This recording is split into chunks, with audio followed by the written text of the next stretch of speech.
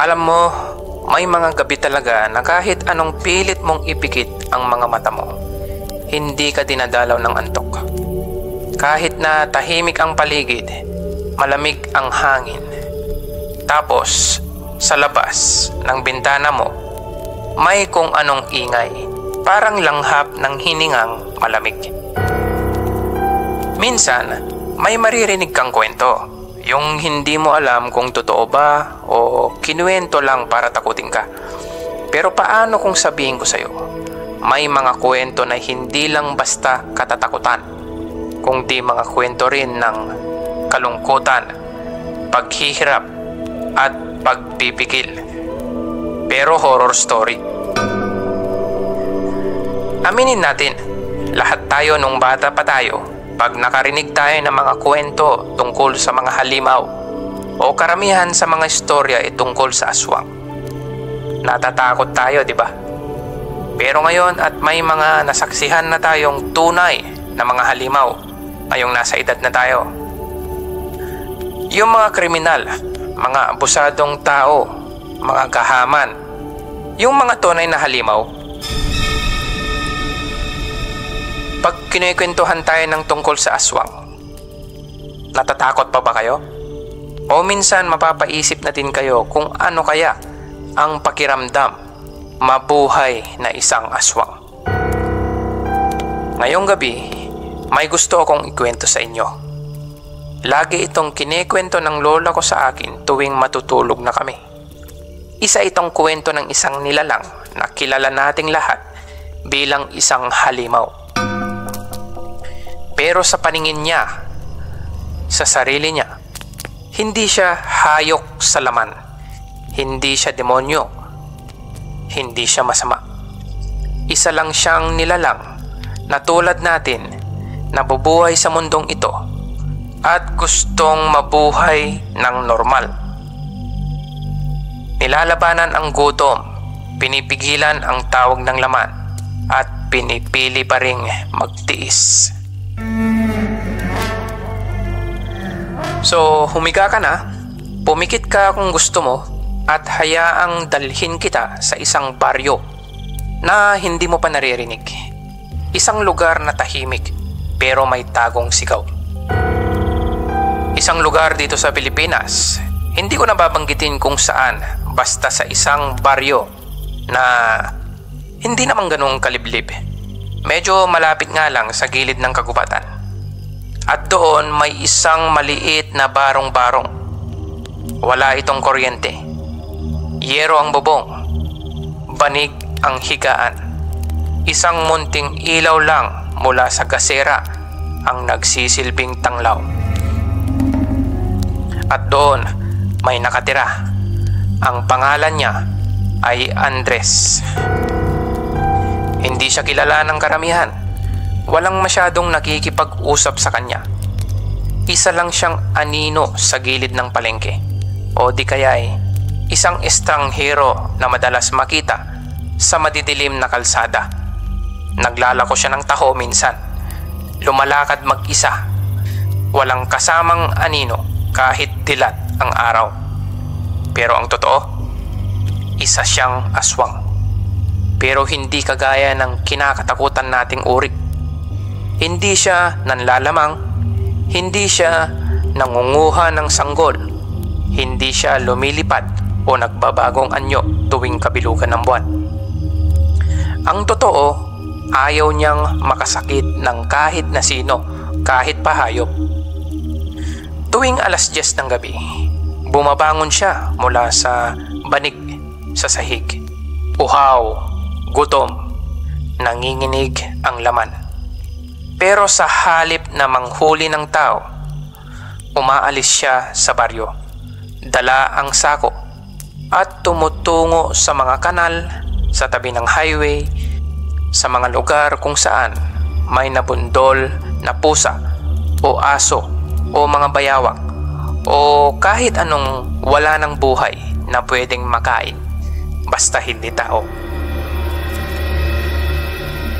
Hindi mo ba napansin? Minsan may naaamoy kang sunog o panis na karne sa daan. Pero Walang kahit na anong hayop sa paligid. Baka si Andres na yon kumakain. Pinipilit niyang labanan ang tawag ng laman. Kahit bulok, kahit may uod, basta't hindi tao. Minsan may nakita daw siya na isang tao naglalakad pa uwi galing sa lamay. Nakayuko, naglalakad sa gilid ng kalye, kumakain ng isang patay na pusa. Hindi marahas, hindi mapangil. Para lang siyang palaboy, nagutom, na wala ng ibang pagpipilian. Sa umaga, madalas tulog siya, o sabihin na lang natin hindi siya madalas makita sa baryo. Sa gabi, doon lang siya gumagalaw. Pero maliban sa nilalabanan niyang gutom, nilalabanan niya din ang pagkaulila. Tuwing lumalakad siya sa looban, naririnig niya ang mga tawanan. Amoy niya ang mga pritong isda, sinigang, tinola, minsan adobo. Ramdam niya ang init ng pamilya sa loob ng bahay. Habang siya nasa labas lang, nanlalamig, nagtitiis. Ni hindi man lang niya maalala ang nakaraan niya. Kung may nanay nga din ba siya? Kung Andres ba talaga ang pangalan? Basta isang araw nagising na lang siyang ayaw na ng sinag ng araw. Allergic sa amoy ng bawang. At ang tibok ng puso ng kapitbahay, lalo na ng mga bata, ay parang musika sa tenga niya. Pero hindi dahil sa pag-ibig, dahil sa gutom. Pero kahit ganun, pilit siyang lumalaban. Ayaw niyang maging halimaw. Araw-araw lumalaban siya. Kaso may gabi talagang sobrang sakit. May gabing nanginginig siya. Tumutulo ang laway habang naririnig ang iyak ng sanggol sa kabilang bahay. Parang may bumubulong sa tenga niya na, "Kunin mo! Kunin mo yung bata! Hindi mo naman papatayin eh. Titikman mo lang." Pero hindi niya ginawa. Kahit isang beses, hindi siya bumigay. May isang gabi pa, naalala ko, sabi ni Lola, umuulan ng malakas, walang kuryente sa buong baryo. Tanging ilaw lang ay gasera at kandila. Habang lahat ng tao ay natutulog, si Andres ay nakaupo sa ilalim ng puno ng balete. Nakatitig lang sa buwan, nagsusuka. Hindi dahil sa sakit, kundi dahil sa pagkain niya nung gabing yon. Isang bangkay na unggoy na natagpuan sa sapa. "Wala na akong natitirang pagkatao," sabi niya daw sa hangin. Pero totoo ba yun? Kasi kung wala kang konsensya, kung halimaw ka na talaga, ba't ka pa nahihirapan? Diba? Hindi ba't ang tunay na halimaw ay yung walang pakiramdam, walang pag-aalinlangan, walang pag-iisip, walang konsensya? Pero si Andres, namimighati. Hindi niya ginusto ito at hindi rin siya humihingi ng awa. Hindi siya nagmamakaawa sa Diyos o sa tao. Ang gusto lang niya, matahimik. At sa gitna ng gutom, bigla siyang nakaramdam ng isa pang bagay na mas nakakatakot pa kaysa sa pagkasabik sa laman. Yun ay ang magmahal. Oo, kahit siya mismo hindi niya maintindihan nung una. Isang umaga habang paalis na siya sa palengke, katatapos niyang magtinda ng taho sa may tapat ng simbahan, isang boses ang tumawag sa kanya. At doon siya unang nakita, si Lira. Maikli lang ang buhok, nakaitim na bestida, at may mga mata na parang hindi takot sa kanya. Ngumiti lang siya. Inabot ang 5 piso. "Kayo po ba yung bagong nagtataho dito? Hindi po kayo taga dito, no?" sabi ni Lira. Napatingin si Andres. sandaling hindi makasagot. Kasi totoo naman, hindi siya taga doon at hindi siya sanay na may kumakausap sa kanya. Pag may bumibili man, mabilisan. Abot ng taho, abot ng bayad, alis, ganun. Pero ngumiti rin siya. Mahina at may konting pag-iwas. Oo, bagong salta lang, sabi niya. Araw-araw mula noon, bumibili si Lyra pag natsatsambahan niya si Andres. Minsan 2, minsan 3. Para raw sa kapitbahay pero sa kanya lang talaga. Laging nagkukwento si Lyra habang humihigop ng taho tungkol sa trabaho niya sa munisipyo, sa tatay niyang laging tulog, at sa paborito niyang topic, ang ulan. Si Andres, tahimik lang, pero ang katawan niya, gumagapang na ang gutom. Tuwing malapit si Lyra, may amoy na hindi niya maintindihan. Parang matamis, parang hinog na prutas sa tag-init. Pero hindi ito kagaya ng nararamdaman niya sa ibang tao. Mas masakit, mas masidhi. Parang hinahanap ng laman niya si Lyra. Ang hirap labanan. Minsan, nagtanong si Lyra habang tinatapik ang baso ng taho. Ba't parang laging malamig ang balat mo? Wala ka bang lagnat? Sabi niya kay Andres. Ngumiti lang si Andres.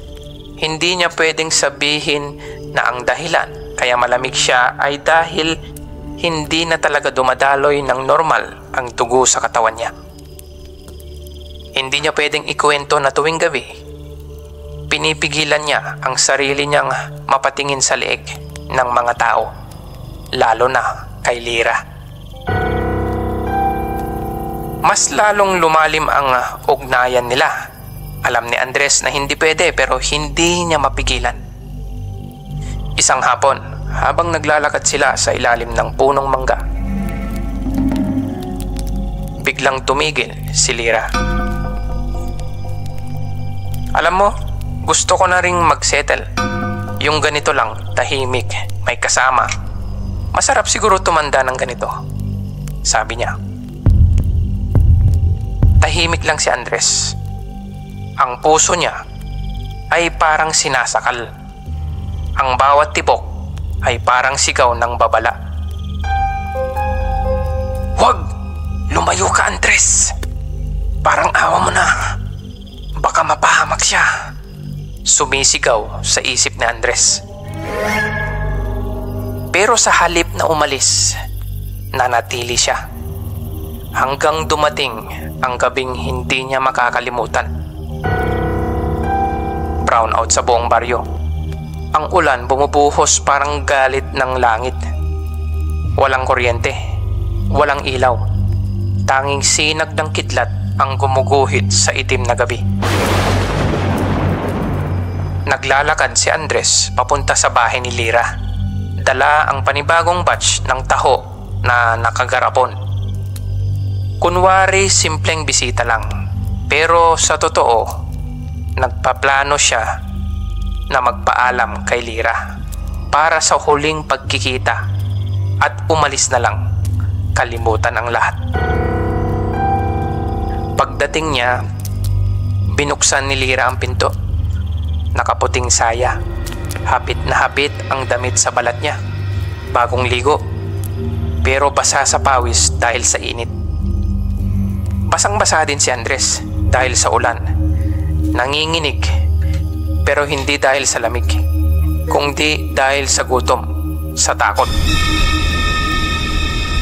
Tuloy ka muna, sabi ni Lyra. Walang ilaw sa bahay kung di kandila lang. Pumasok siya at doon niya naramdaman ang pinakamasidhing gutom sa buong buhay niya. Naamoy niya ang bango ng pawis ni Lyra. Mainit, malapit, nag-aanyaya. Lumapit si Lyra. Ayos ka lang ba? Para kang namumutla, sabi niya kay Andres habang hinahawakan niya ang pisngi nito. At doon na siya nasira. Si Andres, isang iglap, isang segundo lang. Lumabas ang pangil niya.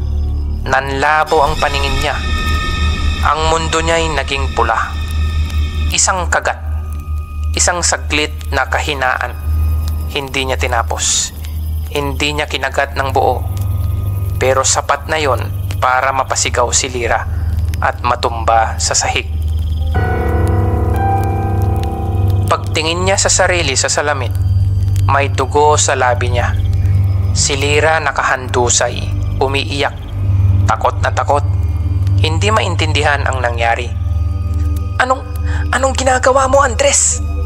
Tinig niyang palubog. Nagmamakaawa, puno ng takot. At doon niya napagtanto, hindi siya pwedeng magmahal. Hindi siya karapat-dapat. Tumakbo siya palabas, basang-basa sa ulan. Lumusot sa dilim. Hindi na lumingon. Hindi na bumalik. Yun ang huling pagkikita nila ni Lyra. Ilang linggo raw ang lumipas. Nabalitaan ng buong baryo. Si Lyra daw ay biglang nawala sa trabaho. Umuwi sa probinsya. Sobrang payat. Parang sinaniban. Hindi raw umiimik. Hindi makatingin sa ilaw. May mga bulong-bulungan, baka raw nabati o nausog, baka raw kinulam, baka raw nabuntis. Pero ang totoo, hindi nila alam na halos mamatay siya sa kagat ng isang aswang. Dahil ang kagat ng aswang ay mas delikado pa sa kagat ng ahas o rabis ng kahit na anong hayop. Tuwing gabi, sabi ni Lola, bumabalik si Andres. Hindi na para maghanap ng pagkain, kundi para humingi ng tawad sa hanging malamig, sa ulan, sa kalikasan. Wala siyang balak ipagtanggol ang sarili niya. Alam niyang nasaktan niya si Lyra. Pero ang hindi niya maintindihan, paano mo pipigilan ang sarili mo kung ang taong mahal mo ang pinakamasarap sa panlasa mo? Tahimik ang gabi, pero may hinagpis sa hangin. Isang uri ng pag-ibig na hindi kayang tapusin ng halik o yakap. Isang pagmamahal na ang katumbas ay paglayo.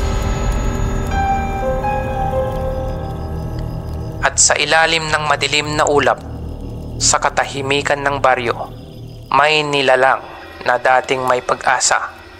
Ngayon ay isa na lamang aninong naglalakad sa mga alaala. Samantalang, sa kabilang dulo ng baryong ginagalawan ni Andres, may isa namang babae na hindi kailanman binigyan ng pagkakataong mamili. Si Mila. Isinilang sa yaman. Lumaki sa mansyon na nasa gitna ng pribadong hasyenda. May sariling tsuper, may sariling yaya, madami. Imported ang gatas, o gatas nga ba? Pero kahit anong pilit ng magulang niya na gawing normal ang mundo niya, iba pa rin ang mga gabi. Kasi sa bahay nila, hindi naglalakad ang mga kasambahay tuwing 12:00. Hindi rin bukas ang ilaw sa altar. At ang mga pagkain sa mesa, madalas hilaw, mapula, bumabaho. Bata pa lang si Mila, tinuruan na siyang humawak ng kutsilyo, pero hindi para magluto.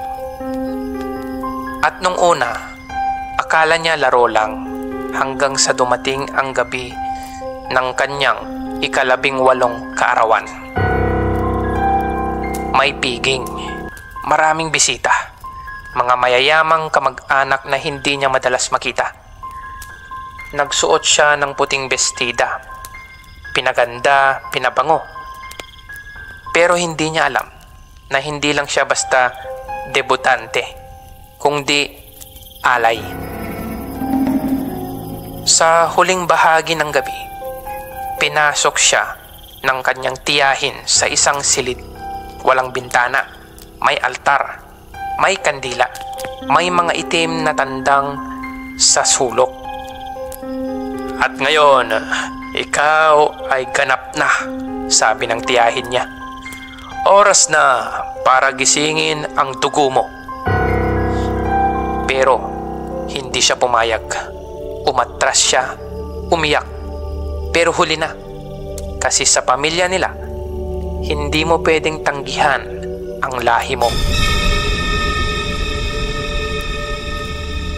Simula noon, nag-iba na si Mila. Hindi agad-agad pero ramdam niya. Mas naging matalas ang pandinig, mas naging masarap ang amoy ng karne. At tuwing gabi, sumasakit ang tiyan niya nang parang niluluto sa apoy. Isang araw, sinubukan niyang tumingin sa salamin. Hindi na siya ang batang kilala niya. Pero si Mila ay iba. Hindi siya kagaya ng mga magulang niya na tinanggap ang sumpa bilang karangalan. Hindi siya kagaya ng mga pinsan niyang tinuruan ng tamang paraan ng pagpatay na di nag-iiwan ng bakas. Siya naghanap ng paraan para mawala ang lahi sa katawan niya. Nagpunta sa mga albularyo, sa bundok, umakyat sa gubat ng mga nawawalang alingawngaw, lumusong sa ilog na sinasabing may tinig ng mga diwata. Nagpausok, nagpakulo, nagdasal, pero walang gumana. Hindi yan sakit na kaya mong alisin, sabi ng matandang albularyo sa kanya. Ang pagiging aswang ay hindi lang dugo. Desisyon mo yan, sabi nito. At doon na siya bumagsak, nawalan ng pag-asa. Hindi niya alam kung anong desisyon ang dapat. Papatayin ba niyang sarili? Tumakas sa pamilya? Mamuhay mag-isa? O tatanggapin ang lahi? Pero pipilitin pa ring mamuhay ng may moral. Kasi ang tanong, kung hindi ka kumakain ng tao, kahit hindi ako manakit, ano ang tingin ko sa sarili ko? Aswang ba o tao? At kung ang tanging paraan para matawag kang normal ay maging tao, kailangan ba talagang maging tao para mamuhay lang ng normal? Ano na nga ba ang normal ngayon? Tanong niya sa sarili niya. Naguguluhan si Mila. Naglayas. Pumunta sa bayan para magmuni-muni tulad ng dating ginagawa niya. Pero hindi tulad ng dati. Ngayon, ay ganap na siyang aswang. Nahihirapan na siya. Pero sa gitna ng kanyang pagkalito, sa gitna ng sakit ng laman at konsensya, may nakilala siya sa isang lumang kapehan sa gilid ng baryo. Isang lalaking tahimik, payat, mukhang puyat, pero gwapo. At may matang parang nauunawaan siya. Si Andres. Hindi niya agad nalaman na isa itong aswang. Pero naramdaman niya sa paraan ng paghawak nito ng baso, sa iwas ng tingin, sa tila gutom na paghinga.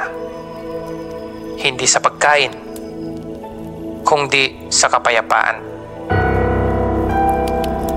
Nagtagpo sila hindi dahil sa gutom, kundi dahil sa pagod o dahil sa tadhana. Parehas silang pagod sa pagiging halimaw, sa pagtago, sa pagpigil, sa pagtanggap ng sumpang hindi nila pinili. Sa unang pagtinginan at pag-uusap pa lang nila, nakaramdam na sila ng koneksyon. Simula noon, paminsan-minsan nagkikita na sila para magbigay ng suporta sa isa't isa. Isang gabi, nagsabay silang naglakad papunta sa isang abandonadong bahay sa gilid ng gubat. Doon sila nagtagpo. Gabi-gabi. Walang salita. Tanging katahimikan lang. At sa katahimikan na yon, unti-unti silang gumaling. Hindi sa pamamagitan ng ritual o ng dasal, kundi ng pagkakaintindihan. Hindi na nila naramdaman ang gutom, o kung meron man, kaya na nilang tiisin. Kasi sa bawat yakap, bawat titig, bawat salita na walang takot, napapalitan ang pangil ng pag-unawa. Hindi na nila kailangang tumakbo. Hindi na nila kailangang magtago. Hindi rin nila kailangan ipagpilitan ang sarili nila sa isa't isa. Masaya silang nagsasama. Nagkakaintindihan sila. Sapat na sila ang dalawa para sa isa't isa. Pero kahit sa katahimikan, may multong hindi pa rin tuluyang nawawala. Ang sabi nila, ang dugo raw ay hindi mo pwedeng takbuhan. Kahit anong bait mo, kahit ilang taon kang magtago, darating ang gabi, nahahabulin ka ng pinagmulan mo. At yun mismo ang nangyari kina Andres at Mila. Sa likod ng katahimikan ng baryo, may isang komunidad na hindi basta-basta malalapitan. Mga malalawak na lote, mga gate na may security, mga bahay na parang museo. Pero ang totoo, mga pugad ng halimaw. Dito nakatira ang mga mayayamang aswang. Hindi sila kagaya ng mga aswang sa probinsya na nagtatago sa dilim. Sila kilala sa lipunan. Mga CEO, politiko, abogado. Pero tuwing kabilugan ng buwan, may pista. Hindi sa kalye, hindi rin sa simbahan, kundi sa ilalim ng mga mansyon, sa mga basement na may ginintuang kandila, mga lamesang may kadenang bakal, at mga bisitang hindi kailanman nakauwi. Hindi na sila nangangain dahil sa gutom, kundi dahil sa tradisyon. May sistemang gumagana para sa kanila. Meron silang pinoprotektahang mga makapangyarihang mga tao. Mga taong nagdo-donate ng kapwa nilang tao. Yung dinodonate nila, mga kriminal, mga nawawalang tao sa lungsod, mga utang na ipinambabayad ay laman. Hindi na kailangan ng pangil. May mga doktor na sa kanila. May mga butcher. May mga formal na imbitasyon sa mga kainan. At sa gitna ng lahat, nakatayo ang ama ni Andres. Oo, ama ni Andres. Hindi alam ni Andres ang totoo na noong bata siya, akala niya inabandona siya. Pero ang totoo, itinago siya. Kasi noong bata pa siya, nagkaroon ng digmaan. Hindi sa pagitan ng tao at aswang, kundi aswang laban sa aswang. Angkan nila Andres. At sino pa bang nasa baryo na pamilya ng aswang? Yun ay yung angkan ni Mila. Magkaribal, parehong mayaman, parehong makapangyarihan, pero magkaibang paniniwala. Ang pamilya ni Andres naniniwalang dapat manatiling puro ang dugo, walang kahalo. Samantalang ang pamilya ni Mila gustong ipaghalo ang lahi para mas mabilis mag-evolve. At sa gitna ng gulo, napunta si Andres sa isang tagong lugar sa baryo.